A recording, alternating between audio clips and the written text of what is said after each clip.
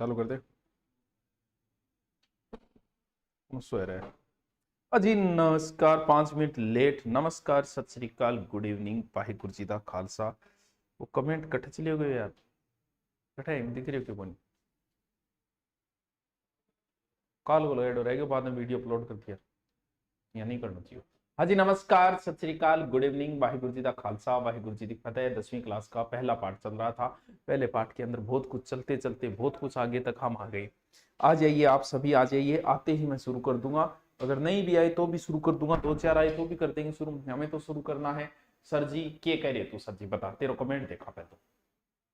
Sir मारे Bikaner coli छू प्रणाम, वर्तमान सूरतगढ़ से। अच्छा ठीक है जी, तारानगर छू प्रणाम, और वर्तमान में भी तारानगर, ठीक है। परमाणु नगरी पोखरण से प्रणाम, ठीक है जी। ऋणी छू प्रणाम, तारानगर छू कपूरडी से प्रणाम, प्रणाम भया प्रणाम। जाटली की पावन धरा से प्रणाम, प्रणाम भया प्रणाम। सूरतगढ़ से प्रणाम सर जी, वर्तमान में तारानगर से। यार चलो, जिंदगी जब अपनी चाल चलती है तो दिमाग कितना भी लगाओ पर मात खानी पड़ती है। बिल्कुल शानी बात है वो एक टाबरी शाणु निकले एकदम। कमेंट बड़ा फास्ट हो गया, चलो कोई बात नहीं, फास्ट हो गया था आपने की पढ़नी टाल कर दिया। चलो करा शुरू। चलिए, 10वीं क्लास का पाठ चल रहा था और चलते चलते पाठ बहुत आगे तक चला गया था। अब जो आपके 10वीं क्लास में हमने क्या क्या चीजें पढ़ ली? हमने सभ्यताएं पढ़ ली। 10वीं क्लास की पहले लेसन में सभ्यता दे रखी थी। उसके बाद क्या दे रखा था? महाजनपद दे रखा था, वो भी पढ़ लिया हमने। कुछ बच्चे कह रहे थे कि सर हम जो 10वीं में लाए थे उसमें तो ये पाठ है, तो बच्चे तू पुराने वाली लेके आ गया, नई वाली 10वीं करवा रहा हूं मैं। बाकी पढ़नी वो भी है तेरे को। महाजनपद पढ़ा, फिर हमने पढ़ा राजपूतों की उत्पत्ति। और वर्तमान में क्या है? अब सारे के सारा इतिहास दे रखा है, मेवाड़ मारवाड़ जो भी है इतिहास। अब सारा का सारा इतिहास दे रखा है। तो now we are the read of history. सबसे पहले 10वीं क्लास की किताब में आपके दिया है मेन जगह का इतिहास। कहां का? मेवाड़ का इतिहास। ध्यान रहे बच्चों, मैं पूरा नहीं करवा रहा हूं, मैं उतना ही करवा रहा हूं जितना आपकी 10वीं क्लास की किताब में दिया है, क्योंकि मेवाड़ पूरा कराएं तो हमें 20 दिन लगता है। इतना समय ना तुम्हारे पास है ना हमारे पास है। हमारे पास है लेकिन तुम्हारे पास नहीं है, एग्जाम जल्दी है इसलिए। Hello sir, thank you. किस चीज की थैंक यू देने लग रही है? तो मेवाड़ के इतिहास में उन्होंने लिखा है गुहिल वंश का इतिहास। वैसे गुहिल और सिसोदिया दोनों का एक साथ ही पढ़ लेते हैं। सबसे पहली बात तो सर मेवाड़ कहां है? कोई नया बच्चा है जिसको यही नहीं पता कि मेवाड़ कहां है, तो मेरे बच्चे ये मारवाड़ है, ये मेवाड़ है, ये रहा मारवाड़। गुरुजी याद करो, मारवाड़ किसको बोलते हैं? जोधपुर को। पहले ही बताया था कि जोधपुर में 4 अक्षर, मारवाड़ में 4, इन आसपास को क्षेत्र मारवाड़। और ये रहा मेद जाति के कारण इस क्षेत्र को क्या बोलते हैं? मेवाड़। मेवाड़ में कौन थे? गुहिल थे। तो सबसे पहले 10वीं क्लास की किताब में दिया है कि गुहिल कौन थे, क्या थे, इसके बारे में चर्चा की गई है। और उसने ये भी बताया कि मेवाड़ क्षेत्र कौन सा है। तो किताब में ये लिखा है कि मेवाड़ जो क्षेत्र उदयपुर, राजसमंद, चित्तौड़ आदि के आसपास का क्षेत्र मेवाड़ कहलाए। तो आप ये चीज भी लिख लो अगर लिखना चाहो तो साथ में हेडिंग डालो मेवाड़ का इतिहास। और शॉर्ट में जो जो बातें आपकी 10वीं में दी बस उतना ही पढ़ लो। Short and sweet. शॉर्ट में स्वीट माने मिठो, स्वीट माने मिठो, तो शॉर्ट और स्वीट में पढ़ना है आपने। सर मौज कर दी क्या? नहीं मौज कर दी मना है। चलो, ऐसा कहा गया है कि गुहिल वंश का जो नामकरण पड़ा है वो इस वंश के एक गुहिल नाम के एक शासक की वजह से पड़ा है, हो सकता है। जबकि शासक ऐसा बताया जाता है गुहे दत्त संस्थापक था, लेकिन ये बात नहीं लिखी गई है, वो तो एक्स्ट्रा की तरफ से बता रहा हूं, ठीक है। गुहिल वंश का नामकरण यहाँ के प्रतापी शासक गुहिल के नाम पर पड़ा है। अबुल फजल क्या कहता है? वाट आर सेड द जो अबुल फजल। अरे भाई तब नहीं तो क्या नॉलेज हो गया हमारे बारे में, जो तो ऊंधी सुंदी बात करे। देखो क्या कहने लग रहे। अबुल फजल ऐसा कहता है कि मेवाड़ के जो गुहिल है वो नौशेखा आदिल की संतान है। ईरान के नौशेखा आदिल की संतान बताए। तेरी बात में कठी कौन माना? ईरान संबंध किया मान लिया हमें। ईरान के नौशेखा आदिल की संतान, थोड़ा आपके समाज संपर्क से जोड़ लग गयो। तो अब आत्मी इतिहासकार कतई स्वीकार कौन करेगा कि मेवाड़ के गुहिल जो है ईरान के नौशेखा आदिल, लेकिन 10वीं क्लास की किताब में लिखा है तो हमें पढ़ना पड़ेगा। फिर लिखा है कि टोड ये कहता है कि मेवाड़ के जो गुहिल है वो वल्लभी राजा के वंशज बताए गए हैं। क्योंकि वो पूरी कहानी यहां नहीं दी गई है इसलिए हम उस कहानी का चर्चा नहीं करते। आप शॉर्ट में एक बार रटा तरीके से कर लो, वरना मेवाड़ जब डिटेल में करेंगे तब गुहे दत्त वगैरह इनका हम जिक्र करेंगे, लेकिन यहां पर एक बार ज्यादा जिक्र हम नहीं करते हैं, ठीक है। टोड क्या लिखता है कि वल्लभी राजा की संतानें बताई नैणसी और गोपीनाथ। कौन? नैणसी और गोपीनाथ। नैणसी प्लस गोपीनाथ। गोपीनाथ कौन है? शर्मा जी। ये कहते हैं कि मेवाड़ की गुहिल क्या है? ब्राह्मण है। इन्होंने इनका संबंध किनसे जोड़ा है? ब्राह्मणों से जोड़ा है। 3 मत दिए गए हैं, तीनों शॉर्ट में लिखते जाओ। आपके पास जो भी रजिस्टर है, बिना रजिस्टर कोई पढ़ने क्लास में नहीं आएगा, वरना बाहर निकाल दिया जाएगा, ऑनलाइन से बाहर निकाल दीजिए। साथ में रजिस्टर को एक एक लाइन लिखते जाओ। ये चीजें बार बार रिपीट करते जाओ। प्रश्न यही से पुटअप हो रहे हैं। शॉर्ट दिया है मानी, मेवाड़ पूरा बहुत बड़ा है, इसमें बहुत 2 पेज में दिया है, लेकिन इतना ही बहुत पर्याप्त है। तो सबसे पहला आता है कि अबुल फजल कहता है कि ईरान के नौशेखा आदिल की संतान है। हम इस बात को नहीं मानेंगे, लेकिन किताब में दिया तो आपको पढ़ना पड़ेगा कि मेवाड़ के गुहिल किनके वंशज बताए गए? अबुल फजल ने ईरान के नौशेखा। टोड ये कहता है कि वल्लभी राजा के हैं। टोड कहता है वल्लभी राजा। नैणसी गोपीनाथ कहते हैं कि ये ब्राह्मणों की संतानें हैं। ओझा जो है इनका संबंध गुहिल से जोड़ता है, अपना शासन बताते हैं। ओझा के अनुसार गुहिल वंश लगभग 565 के लमसम है, ठीक है। आगे चले हम। अब इन्होंने सीधा सीधा पहला शासक गुहिल वंश का संस्थापक गुहिलादित्य, ये किताब में नहीं दिया। इन्होंने सीधा बताया है कि गुहिल वंश का पहला सबसे प्रतापी खतरनाक शासक जो था वो बप्पा रावल था। बहुत खतरनाक शासक बताए गए। किताब में इतना बड़ा नहीं लिखा गया 10वीं, लेकिन खतरनाक था, बहुत खतरनाक था। शरीर वगैरह से बप्पा रावल। आपको पता है रावलपिंडी शहर जो है ना, वो इसी बप्पा के नाम से है, रावलपिंडी। रावल दा पिंड, जिसका परिष्कृत रूप हो गया रावलपिंडी। क्या रहते रहे?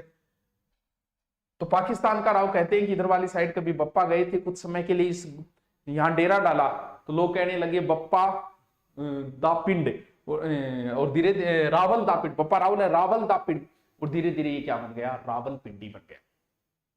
राज प्रशस्ति में एक बात लिखी है कि बप्पा रावल ने मानमोरी को हराया और 734 ईस्वी में चित्तौड़ पर इसने कर लिया अधिकार। कब? 734। शॉर्ट में लिखते जाना, एकदम शॉर्ट में लिखते जाना। मैं बार बार रिपीट करके रटवा दूंगा इनको। कहानियां वगैरह की हम चर्चा नहीं करते हैं, क्योंकि इतना समय नहीं है। सिर्फ मैं किताब करवा रहा हूं एक बार, इस वजह से। वरना बप्पा के बारे में इतने ये हाथीर, इतने मन की धोतीर, इतने तलवार, मैं सारी राम कहानियां बताता हूँ। बकरन काट दे, झुटका मर, वो सारी, लेकिन उनका एक बार हम चर्चा नहीं करते, क्योंकि थोड़ा सा समय शॉर्ट है, इस वजह से। और बप्पा ने जो अपनी राजधानी बनाई मेरे बच्चे, वो राजधानी कौन सी बनाई? नागदा। क्योंकि बप्पा की मृत्यु भी वैसे नागदा में बताई गई है, कुछ इतिहासकारों के अनुसार खुरासान में बताई गई है, लेकिन यहीं पर बताई गई है कहां? नागदा में। बप्पा रावल ने क्या किया? बप्पा रावल वैसे हरित ऋषि की सेवा करता था, ये बात इसमें नहीं लिखी है 10वीं क्लास में। और हरित ऋषि की सेवा किया करते थे, और यही नजदीक में बप्पा रावल ने एक मंदिर बनवाया। किसका? एकलिंग जी का। एकलिंग जी महाराज की जय।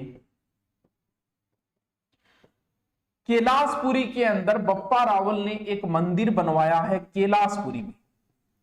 किसका? एकलिंग जी महाराज का। बस यही है जो कुछ भी है मेवाड़ वाले। मेवाड़ के राजा अपने को राजा नहीं मानते, वो कहते हम तो रावल हैं या फिर हम राणा हैं। हम तो राणा हैं, हम तो नौकर हैं। किसके? एकलिंग जी के। एकलिंग जी मंदिर कहां है? कैलाशपुरी में। जब भी मेवाड़ का महाराणा युद्ध में जाता था, ये बातें लिखी नहीं गई 10वीं, मैं एक्स्ट्रा बता रहा हूं।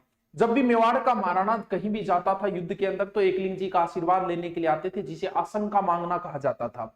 मेवाड़ के महाराणाओं के वास्तविक जो राजा माने जाते हैं वो एकलिंग नाथ जी माने जाते हैं। ये राजस्थान में लकुली संप्रदाय का प्रमुख केंद्र। अभी एग्जाम में पूछा था इसको। ये एक्स्ट्रा चीजें हैं, आप एक्स्ट्रा में डालना चाहो तो डाल सकते हो, वरना सिर्फ इतना ही लिखा है कि एकलिंग नाथ जी का मंदिर किसने बनवाया था? बप्पा रावल ने। कहा? कैलाशपुरी के अंदर। अब ओके कह रहे।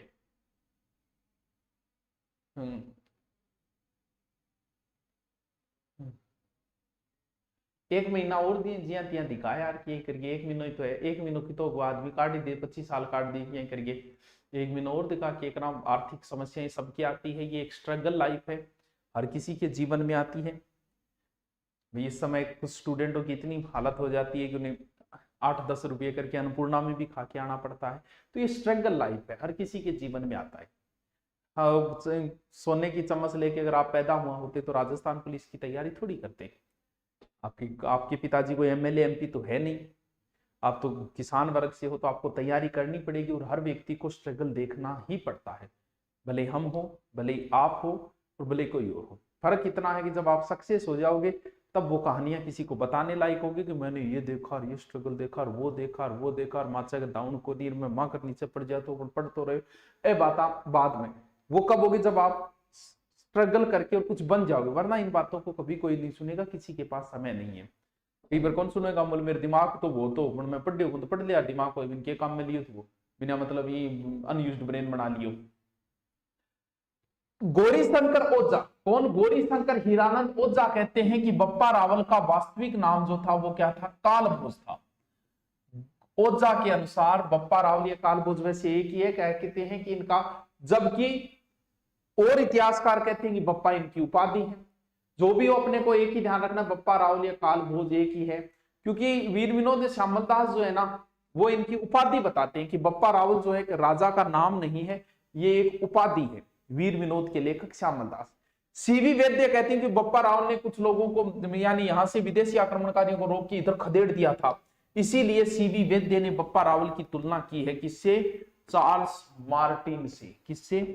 Charles Martin. वाह जी वाह जी, बहुत बात है बप्पा रावल। तो शॉर्ट में लिंक में दोबारा दिखाती हूँ, क्योंकि चार्ल्स मार्टिन भी कहते हैं कि एक फ्रांसीसी था सेनापति जिसने यूरोप में सर्वप्रथम मुसलमानों को परास्त किया था, इसीलिए इसे बप्पा रावल की तुलना उसी के साथ की जाती है। गुरुजी ये थे तो बहुत कर दियो, दोबारा बताओ बप्पा रावल, दोबारा लिख तो तू शॉर्ट में लिख, ये लिखनी जरूरी है। के चीज बताई, देखो सीधी सीधी हेडिंग डाल बप्पा रावल, फिर डाल ले कालभोज, शॉर्ट में, एकदम शॉर्ट में। डिटेल तो किताब को भरी पड़ी है। के बाद 734 ईस्वी में किस पर अधिकार किया? चित्तौड़ पर। भाई साहब ने राजधानी किसको बनाई? पहली राजधानी है नागदा, तो राजधानी किसको बनाई? नागदा। नागदा के जस्ट नजदीक है कैलाशपुरी, जहां पर बप्पा रावल ने एकलिंगनाथ जी का मंदिर बनवाया। एकलिंगनाथ जी मंदिर। सीवी वैद्य ने इन्हें चार्ल्स मार्टिन कहा। सीवी वैद्य ने चार्ल्स मार्टिन कहा। Charles Martin. बस बप्पा रावल के बारे में ज्यादा बात तो है क्यों, रीति तो बातें हैं, रीति बातें लिखना जोर आ रही होगी, एकदम शॉर्टकट, एकदम शॉर्टकट। कुछ कहते हैं उपाधि, कुछ है वो बात है, कोई प्रसंग विशेष है नहीं, ये तो याद कर ही लियोगा। अब बताओ क्या कह रहे हैं लैब असिस्टेंट में, क्या कह रहे हैं सर? वीडियो में आपकी हिंदी करवा देना, और वो उन मास्टरों को नमन जो हमें बातें करने में कूट देते थे, लेकिन जब दो कन्याएं बातें करती थी तो बड़े प्यार से कहते थे बातें हो रही है, हमें भी बताओ। अच्छा कौन सा मास्टर आदेशा जी? सुना है आजकल वो मास्टर नहीं बन गई, मेरे नाम के लड़कों को बिना मतलब पीटती है। धन्यवाद गुरुजी आपकी वाणी सुनकर। चलो आगे चले, तो हेडिंग डाल ली पहले, बप्पा रावल इतनी बातें लिखी है दसियों, बाकी बप्पा रावल की और भी बातें, हमें इतनी मतलब इतनी लिखी है, तो ये लो आगे चलते हैं। बप्पा रावल के बाद में इन्होंने सीधा दूसरा जो शासक दिया है,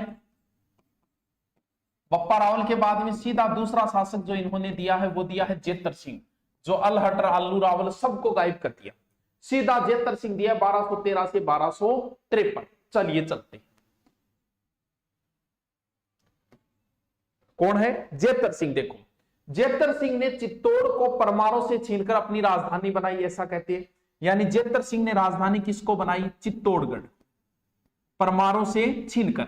इसने किसको बनाई? नागदा को। क्या याद रखोगा? एक अलहट है जिसने राजधानी आहड़ को बनाई, तो अलहट आलू आहड़, तीन राजधानियां चेंज होगी, अलहड़ आहड़, याद रह जाएगी आहड़ आलू रावल।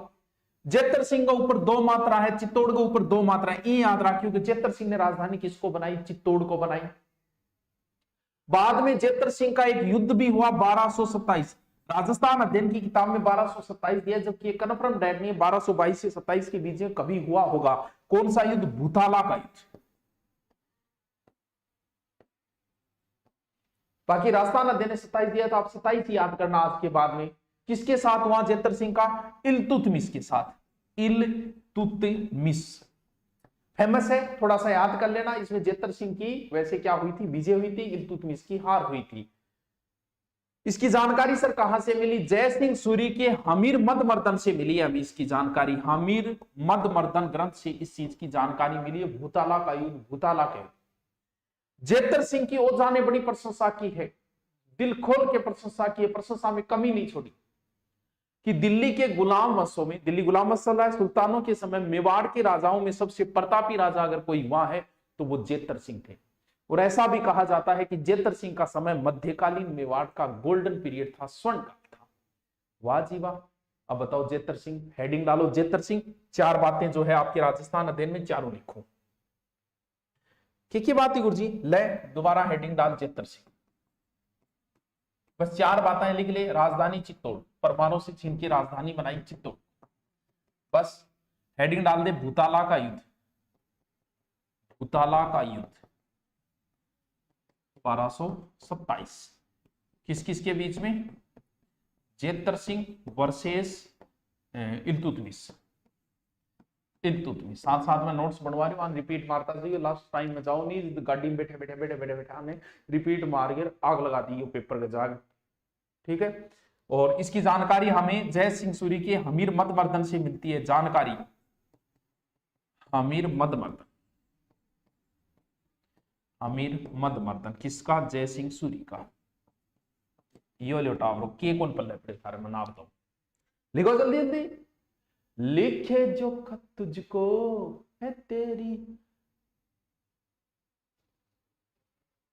सर मैंने फर्स्ट ग्रेड का प्रथम पेपर का कोर्स ले रखा है। रीट मैन के लिए राजस्थान का जीके अलग से पढ़ना पड़ेगा ना। फर्स्ट मैन जो तूने ले रखा है तो मैं राजस्थान जीके पूरा ही उसमें अपलोड करवाते, न कि टुकड़ों में करवाते। लगता कम है लेकिन हम पूरा अपलोड करवाते, तेरे को अलग से लेने की जरूरत कतई नहीं है भाई साहब। और राजस्थान पुलिस वालों को जिसको लेना है वो लास्ट में ले लो। 300-400 रुपये कर दिया है, बाद में मत कहना। हाँ फिर कहते फिरोगे, चलती फिरूं उड़ती फिरूं मस्त गगन में आज मैं आजाद। चलो आगे चले। लिए रे बेटी का के लिया और के नहीं लिया। हर क्लास आन लाग रही है, कठू आओ नहीं थोड़ा कि नहीं लगा दो कि नहीं चालू कर दो। चलो करें शुरू, आगे चले। चलो नेक्स्ट शासक दिया है रतन सिंह, यानी गुहिल वंश में कई शासक में 15-20 हुए, लेकिन राजस्थान अध्ययन में सिर्फ 3 ही शासक दिए, बप्पा रावल, जेतर सिंह और रतन सिंह। 1302 से 1303 ओनली, इतना ही समय दिया है। अब रतन सिंह के बारे में कौन नहीं जानता है? पद्मनी वाली कहानी सब जानते हैं, क्योंकि वो कहानी कहां से उठाई गई है? वो पद्मावत से उठाई गई है, जो 1540 में लिखा था मलिक मोहम्मद जायसी। ये सूफी काव्य धारा का था मलिक मोहम्मद जायसी, जिसमें से पद्मनी की कहानी उठाई गई। अलाउद्दीन का आक्रमण हर कोई जानता है। आजकल तो जो प्रमोशन हो के जो कोरोना के अंदर 10वीं पास किए 12वीं पास किए वो भी इस कहानी को जानते हैं कि पद्मनी को प्राप्त करने के लिए आक्रमण किया वगैरह। जबकि दशरथ शर्मा जो है इस मत को मान्यता प्रदान करते हैं। दशरथ शर्मा का एकदम सही बात है, शर्मा जी ठीक है, तुम्हें मान लेंगे सही बात है। दशरथ शर्मा सही मानते हैं इस कहानी को। किसको? पद्मनी वाली कहानी को। और फिर वो ही बात सबको पता है, रतन सिंह के नेतृत्व में केसरिया हुआ और पद्मनी के नेतृत्व में 1600 रानियों ने जोहर किया।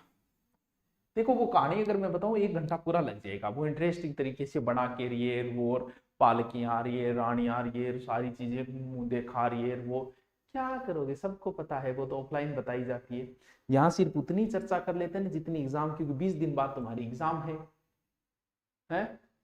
और ऐसा कहते हैं कि अलाउद्दीन का जब आक्रमण हुआ तो उसके साथ में इतिहासकार आया था अमीर खुसरो। ये बात भी लिखी, बस जितनी बात 10वीं किताब में उससे एक्स्ट्रा एक बात भी नहीं बता रहा, सिर्फ वही बता रहा हूं। इसका ग्रंथ है खजाइनुल फुतूह है, खजाइनुल फुतूह है।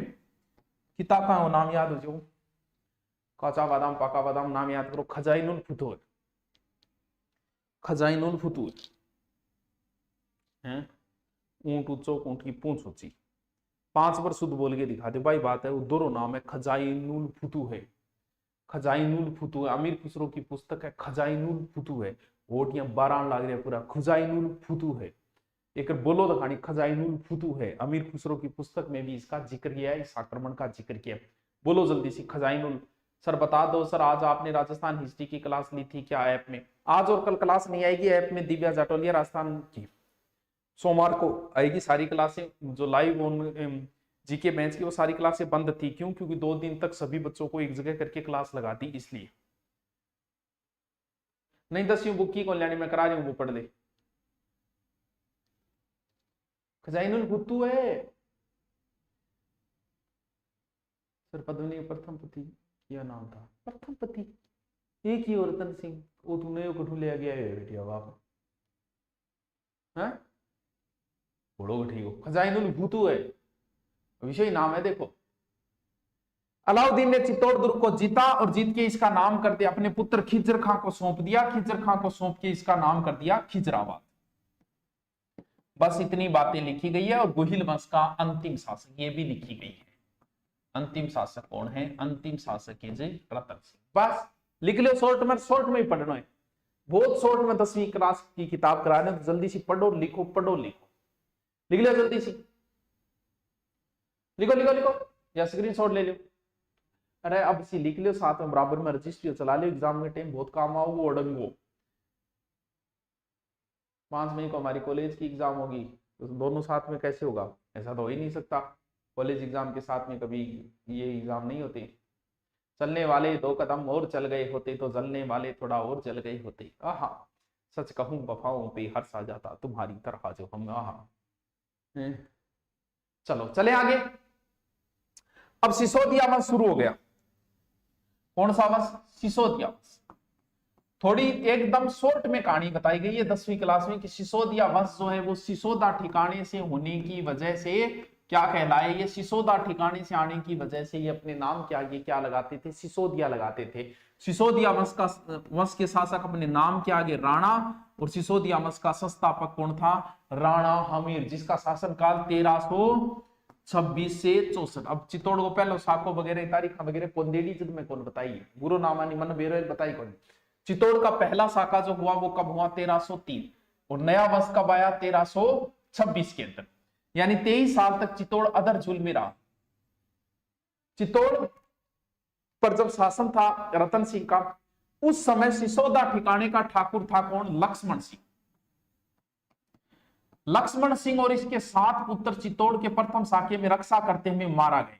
और लक्ष्मण सिंह का एक पुत्र था अरी सिंह, अरी सिंह का एक पुत्र था हमीर, यानी ये लक्ष्मण सिंह का पोता है, सिसोदा ठिकाने से आया है और इन्हीं के वंश में है। ये गुहिल वंश की एक शाखा चली गई थी सिसोदा, यानी जैसे आपके चाचा जी की जमीन पे कोई कब्जा कर ले और आपके चाचा जी नहीं रहे, उनके कोई पुत्र भी नहीं रहे, लेकिन वो जमीन पर हक जो है वो आपके पूर्वजों का है, तो आप भी उस पर अधिकार कर लो तो वो आपका है। वही बात है, ये परिवार एक ही है और इनके परिवार के चित्तौड़ के ऊपर किसी और ने अधिकार कर लिया, तो ये परिवार शाखा जो बंटी हुई थी सिसोदा, वो आए और अपने पूर्वजों की राजधानी पे वापस कर लिया अधिकार। वो बंदा था राणा हमीर, बहुत प्रशंसा के लायक व्यक्ति है राणा हमीर।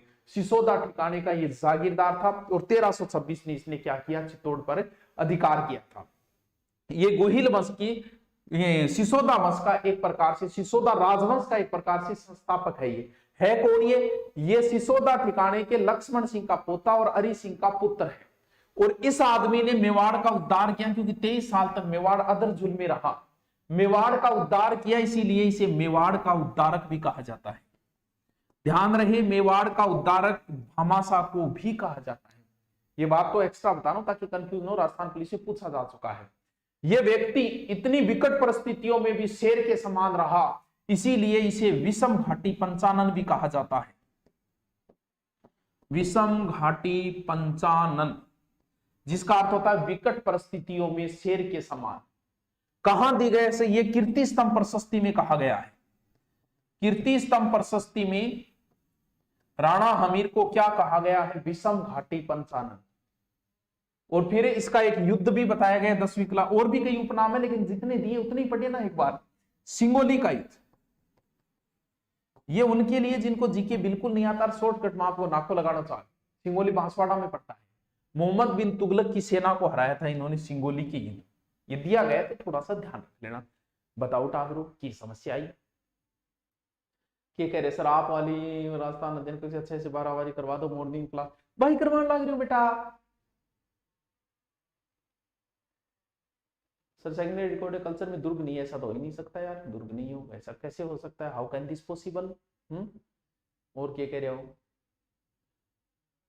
सर? 15 मई को मेरे मामा के लड़के की शादी है, आपको आना होगा। यार तुम दूर को क्यों उठने लग रहे? तो आप नौकरी लगा जाऊंगा मैं, तो आपकी शादी में बोला, तो दूसरा तीसरा तिवाड़ का बुलाने लग रहे, बोला आदमी के ठीक हो है। अरे आगे दिया किंग बुलाया, मैं क्या कहूंगा? हर भाणजा बुलाए, भाणजा ने आप कौन बुला रहा क्यों दे? अरे चलो, पहला कौन बताया? राणा हमीर। हमीर के बाद में सीधा आगे शासक जो इन्होंने बताया सिसोदिया वंश का 10वीं क्लास किताब में, वो बताया गया है राणा लाखा। पूरा नाम इनका लक्ष्य सिंह था, लेकिन राणा लाखा, महाराणा लाखा जो 1314, राणा लाखा जो है वो 1382 से 1421। शॉर्ट में लिख लो, इनको शॉर्ट बताता जाऊंगा।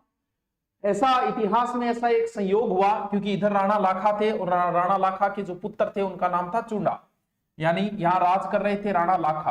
राणा लाखा के एक पुत्र था चुंडा, चुंडा भी कहा जाता, चुंडा चुंडा मान लो। चुंडा इनका पुत्र था, पुत्र जवान हो चुका था। तो इधर मंडोर था, मंडोर में भी उस समय शासन किया करता था रामचुंडा। रामचुंडा की एक पुत्री थी हंसाबाई। हंसाबाई का नारेल आया चुंडा के लिए, लेकिन किसी वजह से मिसअंडरस्टैंडिंग या जो भी कहानी बनी, वो कहानियां बहुत है, 2-3 प्रकार की कहानियां, लेकिन सीधा ही बता देते हैं। मिसअंडरस्टैंडिंग की वजह से हंसाबाई का विवाह हुआ लाखा के साथ, ऐसा इतिहास में भी हुआ। तो हुआ क्या कि हंसाबाई का भाई रणमल ने एक शर्त रख दी, क्योंकि उस समय लाखा तो बुजुर्ग थे, 62 साल के लमसम थे, और रिश्ता आया किसी और के लिए था, हो कहीं और गया, खुजली कहीं है और खाज कहीं आ रही है, वही बात है, तो हो कहीं और गया। तब इन्होंने शर्त रख दी कि हंसाबाई के जो पुत्र होगा वही भावी क्या बनेगा, मेवाड़ का राणा बनेगा। कौन? मोकल। लेकिन भावी राणा तो नियम के हिसाब से चुंडा का हक था मेवाड़ की राजगद्दी पे, वो बात लिखी गई है, बल्कि की शॉर्ट में गई है इन्होंने, चुंडा का अधिकार था। तो चुंडा ने एक प्रतिज्ञा ली कि मैं और मेरे वंशजों में से कभी भी कोई मेवाड़ की राजगद्दी पर नहीं बैठेगा। ऐसी प्रतिज्ञा इतिहास में महाभारत में भीष्म पितामह ने ली थी, इसीलिए चुंडा को भीष्म पितामह कहा जाता है। इतिहास में चुंडा के वंश चुंडावत कहलाई। लाखा ने क्योंकि राजगद्दी पर वास्तविक वारिस चुंडा था, तो वास्तविक वारिस होने की वजह से चुंडा को बहुत सारी फैसिलिटी दी गई। मेवाड़ की हरावल सेना में हमेशा चुंडावत रहा करते थे। मेवाड़ का महाराणा जब भी कहीं जाता था तो राजगद्दी कौन संभालते थे? मेवाड़ के चुंडावत संभाला करते थे। गृह कार्य जो है ना, कहीं और चले जाए तब चुंडावतों को बहुत अच्छा आदर सत्कार था। मेवाड़ के महाराणा राजगद्दी पर बैठने से पहले भी चुंडावतों की इजाजत लेते थे कि चुंडावत जी आप बैठिए। तब उनके चुंडावतों में कहा, सलुम्बर का ठिकाना बड़ा ठिकाना है चुंडावतों का, तब सलुम्बर के चुंडावतों को रावत जी कहा जाता है। तब वो कहते कि नहीं जी आप ही बैठिए। तब मेवाड़ का महाराणा राजगद्दी पे बैठते थे। मेवाड़ महाराणाओं की तलवार भी यही बांधा करते थे। मेवाड़ राजनीति में हस्तक्षेप भी कर सकते थे, क्योंकि ये वास्तविक वारिस थे। तो बस इतनी लिखी है, चुंडा को भीष्म पितामह कहा गया है। नारियल किसी और के लिए आया था, रिश्ता हो किसी और से गया।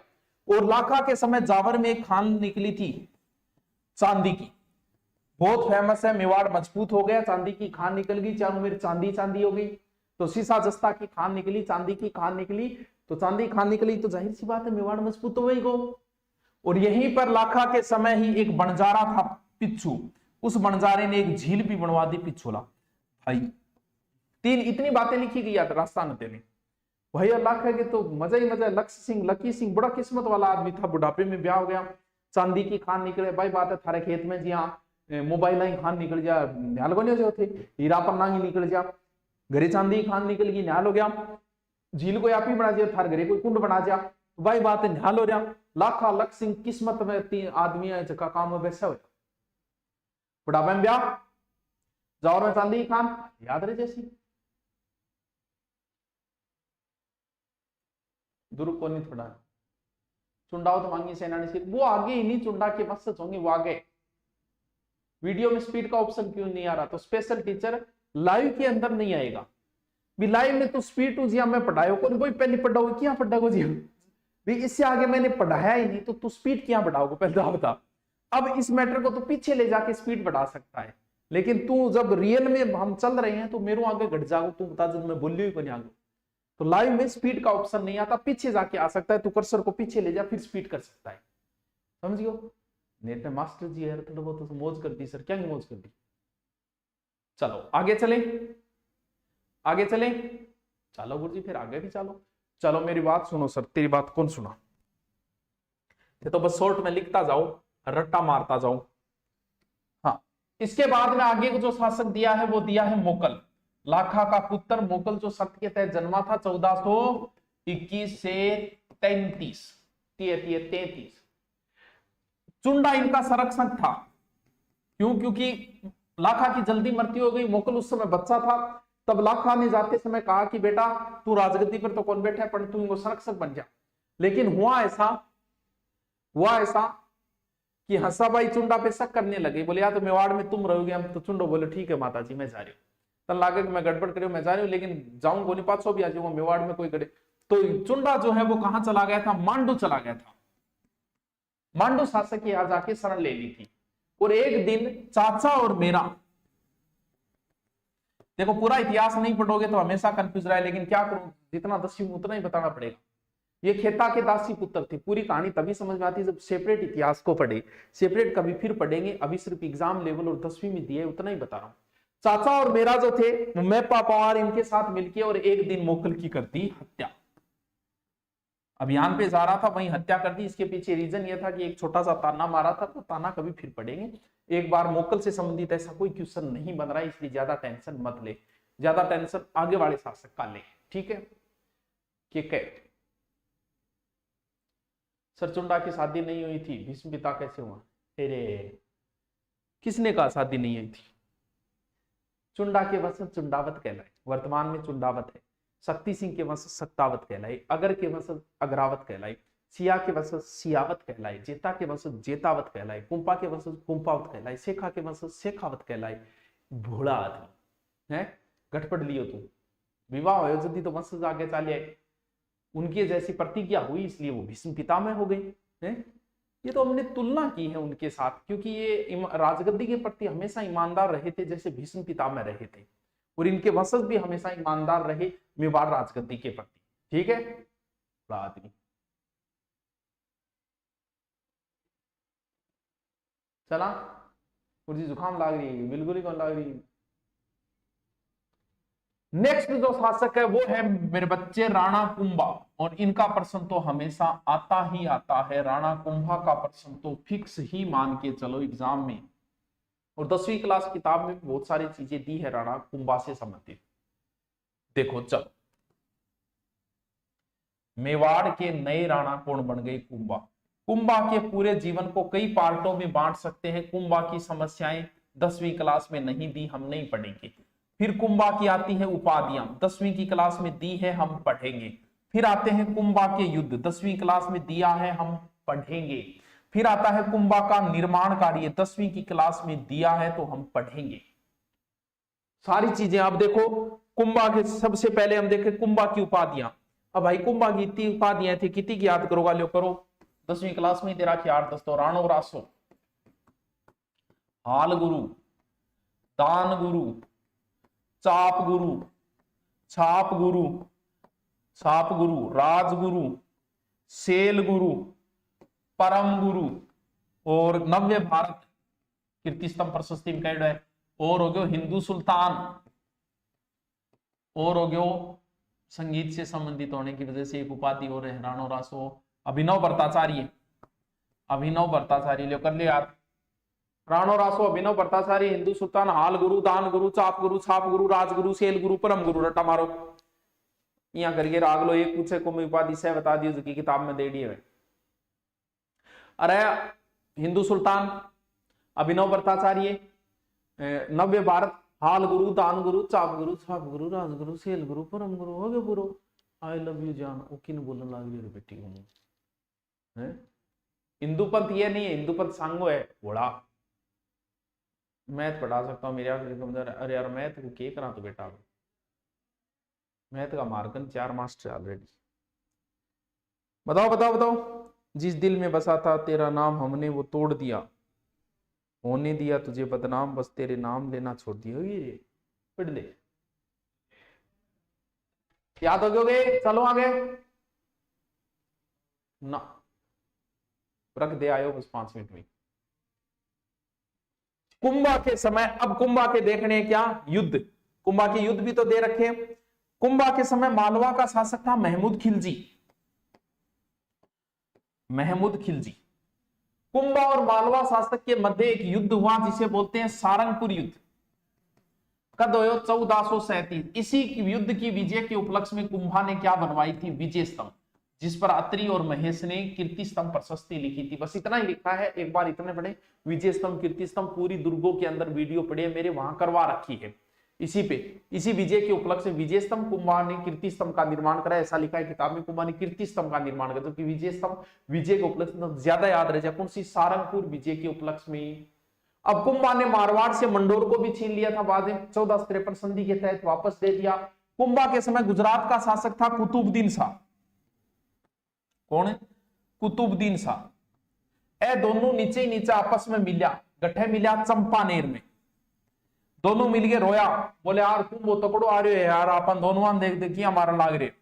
तो दोनों आगे बीच में चंपानेर में संधि हुई कुतुबुद्दीन और महमूद खिलजी के मध्य, जिसे संधि को कहा जाता है चंपानेर संधि 1456। इस संधि के तहत यह तय हुआ कि इधर वाली साइड से तुम आक्रमण करोगे, इधर वाली साइड से मैं करूंगा, लेकिन कुंभ जिया तिया करके आगे बीच में फूट डलवा दी। तो ध्यान रखना, चंपानेर संधि किसके विरुद्ध हुई थी, कुंभा के विरुद्ध, गुजरात शासक कुतुबुद्दीन और महमूद खिलजी। मैं जल्दी जल्दी बता रहा हूं, बहुत जल्दी बता रहा हूं, इसलिए बता रहा हूं क्योंकि आपके पास समय नहीं है, एग्जाम नजदीक है, 1 महीने बाद है, हमें 10वीं क्लास कंप्लीट करनी है। आज कितने मर गया रहे, सीध मुख चुरवारा दिखे को नहीं, ये क्या मिला। गुरु जी आज मेरा जन्मदिन, आप मुझे आशीर्वाद दीजिए कि और आगे बढ़ूं और आपकी मंजिल तक पहुंचाऊं। तो थास्तु, इतो आगे बढ़, बहुत ही आगे उड़ जा। हाँ, आशीर्वाद या से हैप्पी बर्थडे टू यू। चलो ठीक है, चला आगे। फिर लिखा है कि वीर विनोद के लेखक श्यामल दास के अनुसार मेवाड़ में 84 में से कुंभा ने कितने दुर्ग बनवाए, 32 दुर्ग। अब 32 दुर्ग का नाम कौन लिखेगा, सिर्फ किताब में तो ही लिखेगा कि 32 दुर्ग बनवाए, जिसमें कह कह सिरोही में बनाया, रचलगढ़ में बनाया, कुंभलगढ़ एक प्रसिद्ध दुर्ग, बस इतना ही दुर्गा नाम लिखेगा 10वीं क्लास का। जबकि दुर्गा थे याद करो तो कर लियो, कुंभलगढ़, अचलगढ़, बसंतगढ़, बैराठ, भोमठ थे, याद करो तो कर लियो। बाकी किताब में 2 ही नाम दे रहा है, कुंभलगढ़, अचलगढ़, बसंतगढ़, बैराठ, भोमठ। हालगुरु, दानगुरु, छापगुरु, छापगुरु, छापगुरु, रेलगुरु। अरे कुंभलगढ़, अचलगढ़, बसंतगढ़, बैराठ, भोमठ, क्यों नहीं याद है बैराठ, भोमठ। फिर लिखा है कि कुंभलगढ़ दुर्ग का मुख्य शिल्पी कौन था, मुख्य शिल्पी मंडन था। ये प्रश्न कई बार आया, वास्तव वो प्रश्न दिए 10वीं किताब में जो एग्जाम के लेवल के इंपोर्टेंट है। फिर लिखा है कि चित्तौड़ में कुंभ स्वामी मंदिर बनवाया, बिल्कुल बनवाया था, जिसे मीरा मंदिर कहा जाता है, वो कुंभ स्वामी मंदिर। फिर का आपकी पुत्री के नाम पर श्रृंगार चौरी बनवाई, गठे चित्तौड़गढ़ की, कुंभ लगभग काम गठ करवाए चित्तौड़ में। फिर आ लिखे कि एकलिंग जी का विष्णु मंदिर और रणकपुर के मंदिर बनवाए, जबकि रणकपुर का मंदिर कुंभा ने तो नहीं बनवाया, लेकिन किताब में लिखा है कि रणकपुर मंदिर बनवाए। कुंभा के समय बनाया था रणकपुर मंदिर, जबकि कुंभा ने नहीं बनाया। 10वीं किताब में शायद ये चीज गलत टाइप हो गई। कुंभा के समय बना है रणकपुर मंदिर, पाली में मथाई नदी धरणकसा नामक जैन व्यापारी ने बनवाया था, धरना और रत्ना, लेकिन 10वीं क्लास में लिखा है कि कुंभा ने बनवाया। और फिर कुंभा के समय ग्रंथ है एकलिंग महात्म्य। एकलिंग महात्म्य किसने लिखा, कान्हा व्यास। कुंभा बहुत इंपॉर्टेंट है, अभी शॉर्ट में लिखता जाओ थे। हाँ, और भी बहुत सारे ग्रंथ है कुंभा के ग्रंथों को, उपनिषद, व्याकरण, राजनीति, बहुत सारे ग्रंथ हैं। संगीत राज, संगीत मीमांसा, संगीत सुधा, सूड़ प्रबंध, बिल्कुल ये भी लिख रखी है। मैं कुंभा फास्टली रिपीट मारूंगा दोबारा, देखो। फिर कुंभा ने लिखी संगीत राज, 5 भाग है ना, संगीत राज, संगीत मीमांसा, सूड़ प्रबंध, कामराज रतिसार, काम शास्त्र संबंधी, संगीत राज, संगीत मीमांसा, संगीत सुधा, सूड़ प्रबंध, कामराज रतिसार, कुंभा आ गए। देखो कुंभा की उपाधियां, अभिनव भट्टाचार्य, हिंदू सुल्तान, और हालगुरु, दानगुरु, चापगुरु, छापगुरु, राजगुरु, शैलगुरु, परम गुरु। फिर कुंभा के जो ग्रंथ है संगीत राज, संगीत मीमांसा, सूत्र प्रबंध, कामराज रतिसार, क्यों को नहीं याद है। और फिर कुंभा ने कुछ क्या लिखे, जिसे बोलते हैं ना टीका, चंडी शतक पर टीका लिखी। चंडी शतक है, चंडी शतक ना कर दियो, किस पर लिखी, चंडी शतक पर टीका लिखी। गीत गोविंद और संगीत राज पर भी लिखी।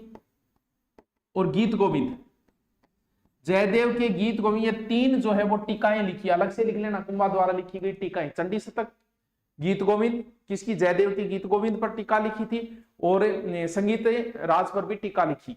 देखो कीर्ति स्तंभ प्रशस्ति अत्रि महेश है, बहुत फेमस है अत्रि महेश, अभी कभी पता नहीं कितनी बार पूछ लिया। ये लो जी, कुंभा इज कंप्लीट। कह रहे तुमसे मोहब्बत की होती शायद, तुम्हें भुला भी देता रे, इबादत की है तेरी, मरते दम तक सजदा करूंगा। रीड 2022 दौड़ दी लास्ट में। गुरुकुल की फीस कितनी ऑफलाइन होगी रे मुना? मेकिंग फीस लिया, गुरुदक्षिणा बोले करे, फीस को नहीं। हम लोग ऑफलाइन सिर्फ पढ़ा रहे हैं, एकदम फ्री पढ़ा रहे हैं, कुछ भी नहीं लेता, सिर्फ दुआएं लेते हैं आपकी और कुछ नहीं लेते। ऑनलाइन में थोड़ी बहुत फीस लेते हैं, नाम मात्र जिसे बोला जाता है वो फीस, वो भी सिर्फ इसलिए कि खर्चा पानी चलता रहे, हमने जो फकीरी है इसलिए कर रखा है। बाकी अपना काम चल रहा है आपकी दुआओं से। और नए बेंच ग्राम सेवक के ले रहे हैं, रीट के चल रहे हैं, किसी को ऑफलाइन आना आ जाओ। और पुलिस को जिसको पढ़ना है लास्ट 1 महीने में पढ़ लो, स्पीड बढ़ा के मजे लेके पढ़ो आराम से। जो भी कोई टॉपिक नहीं आ रहा है वो मात्र 399 का कर दिया है पुलिस का, स्पीड बढ़ा के डबल स्पीड करा के उसको देख लो जिसको देखना है। लास्ट टाइम में किसी प्रकार का कोई अफसोस नहीं रहना चाहिए कि मैं ज्यादा फीस की वजह से नहीं खरीद पाया, अब इससे कम और क्या करें, फिर ऐप का खर्चा भी तो आता है। तुम लोग समझते हो यार, समझदार हो तुम लोग, ऐसी बातें मत किया करो। चलो फिर सांगा को हम कल पढ़ेंगे।